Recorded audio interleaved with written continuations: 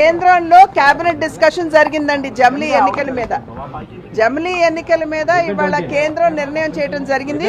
దేశవ్యాప్తంగా కూడా ఇంతకు ముందు రామ్నాథ్ కోవింద్ గారి నాయకత్వంలో ఒక కమిటీని ఏర్పాటు చేశారు. ఆ కమిటీ ఇవాళ తన రిపోర్ట్ ని కేంద్ర నాయకత్వానికి ఇచ్చారు. వారు కూడా దీన్ని స్టడీ చేసి ద్రౌపది ముర్ము గారికి ఇవ్వడం జరిగింది. ఇవాళ కేబినెట్ లో దీని మీద డిస్కషన్ జరిగి కేబినెట్ యాక్సెప్ట్ చేసింది.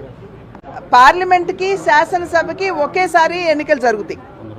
దాని తర్వాత 100 రోజులు అయిన తర్వాత స్థానిక సంస్థలకి జరుగుతాయి. ఇవి ఎందుకు ఈ జమిలీ ఎన్నికలు ఎందుకు వచ్చాయంటే సాధారణంగా ప్రతిసారి దేశంలో ఏదైనా అభివృద్ధి కార్యక్రమం చేయాలంటే ఎన్నికలు ఉన్నాయి, మోడ్ ఆఫ్ కాండక్ట్ ఉంది కాబట్టి మీరేమి చేయలేరు అని ఎక్కడికక్కడ కొన్ని సందర్భాల్లో అవరోధాలు కలుగుతున్నాయి. కనుక అవరోధాలు లేకుండా మనం అంతరాయం లేనటువంటి అభివృద్ధి చేసుకోవాలి అని అంటే ఒకేసారి ఎన్నికలు అయిపోతే ఇది సాధ్యం అనేటువంటి ఆలోచనతోటి చేశారు.